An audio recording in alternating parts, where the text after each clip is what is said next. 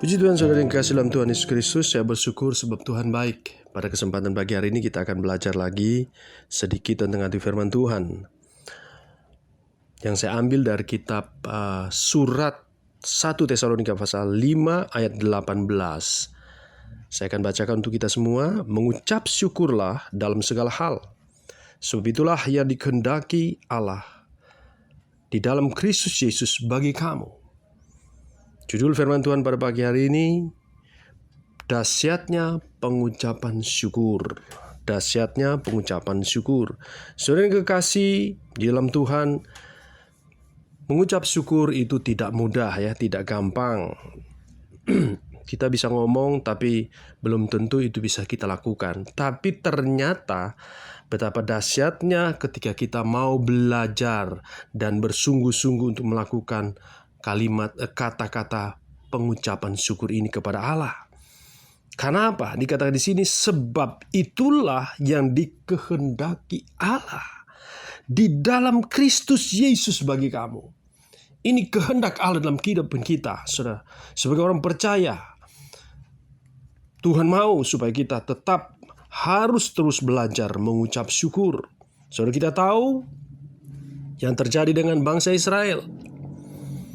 Sekian juta mereka keluar dari tanah Mesir menuju Kanaan. Yang sampai di tanah Kanaan hanya 2 orang. Apa penyebabnya? Karena tidak ada ucapan syukur dalam kehidupan bangsa Israel. Lebih banyak bersungut-sungut dan menyalahkan orang lain, menyalahkan Tuhan dalam kehidupan mereka. Dari semua yang mereka alami, mereka menyalahkan sekitarnya. Saudara yang kekasih, kenapa?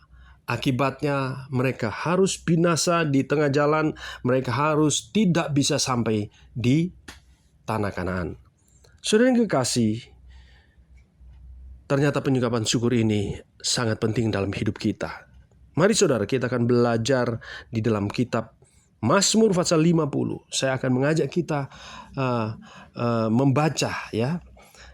Mazmur pasal 50 ayat yang ke-7 sampai 15. Saya akan bacakan untuk kita dan saya akan membahas secepatnya saudara ya. Ayat 7. Dengarlah hai umatku, aku hendak berfirman, hai Israel, aku hendak bersaksi terhadap kamu. Akulah Allah, Allahmu.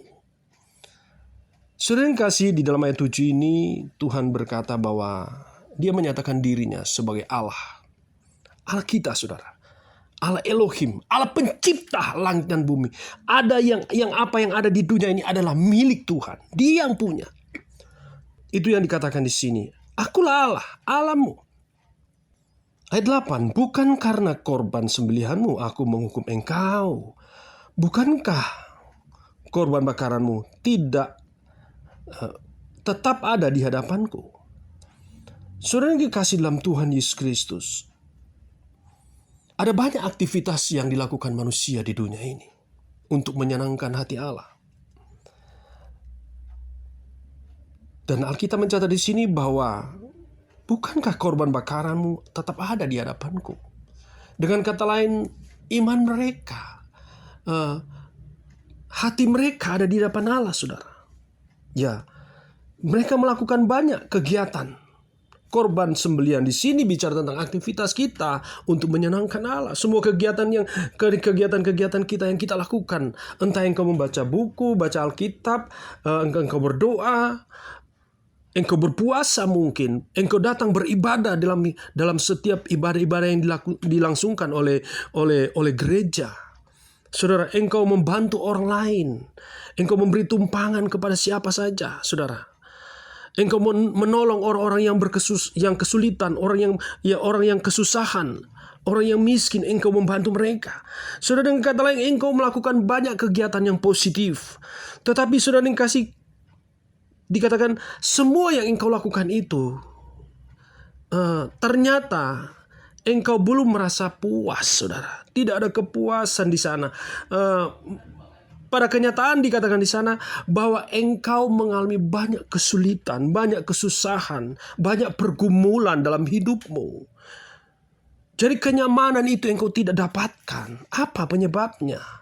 Alkitab mencatat ayat ke-9 di sini, tidak usah aku mengambil lembu dari rumahmu atau kambing jantan dari kandangmu.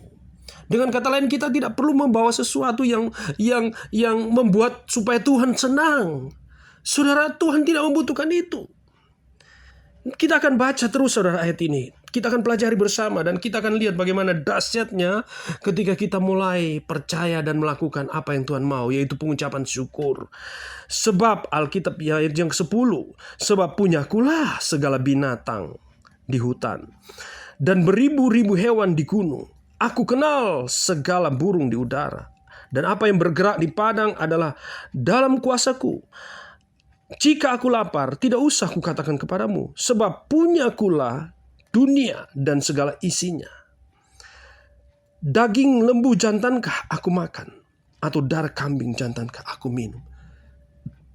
Ayat 10 sampai 13 ini, Tuhan menunjukkan kepada kita, menyatakan kepada kita, semua yang ada di dunia ini adalah punyaku. Apa yang aku butuhkan, itu semua punyaku. Engkau tidak perlu memberikannya kepadaku. Aku sudah punya semuanya. Allah begitu kaya.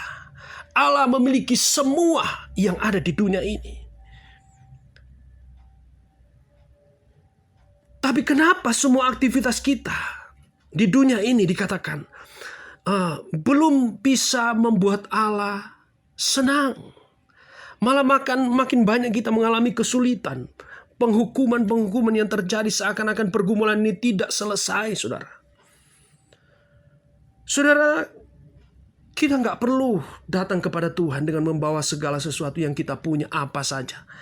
Walaupun semua engkau lakukan, tapi satu hal ini yang kamu tidak lakukan, engkau tidak bisa merasakan kenikmatan di dalam Tuhan. Apa yang Tuhan minta dalam hidup kita, saudara? Ayat 14. Persembahkanlah syukur sebagai korban kepada Allah.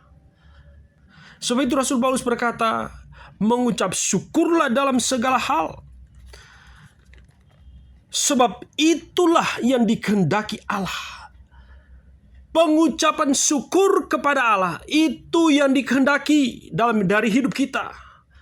Kalau kita ingin bisa menikmati setiap momen dalam hidup kita, kalau kita ingin menikmati hal-hal yang baik dalam pekerjaan yang entah apa yang kau kerjakan, engkau lakukan di dunia ini, saudara, entah engkau menghasilkan sedikit ataupun banyak, tapi ketika engkau mengucapkan syukur kepada Allah, tanda engkau memuliakan Allah dengan semua yang engkau terima dari Allah.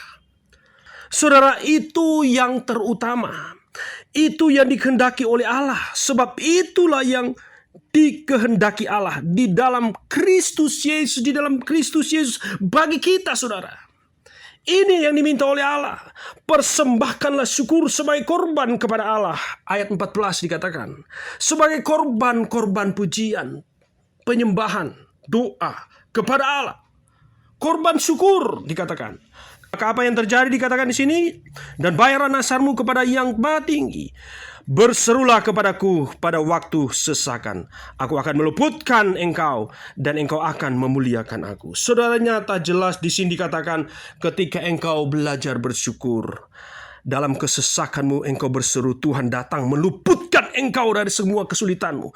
Tuhan menyelesaikan semua pekerjaan yang tertunda-tunda, yang seakan-akan tertutup jalan, dibukakan oleh Tuhan. Dan dikatakan di situ, dari semua yang engkau lakukan, Tuhan akan menolong engkau menyelesaikan dan meluputkan engkau dari segala macam mara bahaya, sakit, penyakit, dan maut yang akan merampas kehidupan kita. Itu disingkirkan Allah dari hidup kita.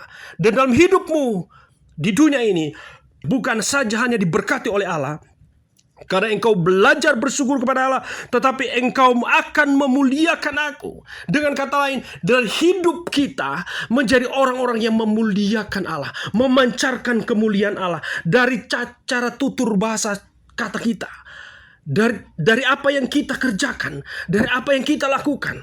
Saudara, nama Tuhan Yesus dimuliakan dalam hidup kita saat ini sampai selama-lamanya. Nyatakan syukur kepada Allah, maka engkau akan memuliakan Allah, dan Allah dimuliakan dalam hidupmu. Dalam nama Tuhan Yesus, amin.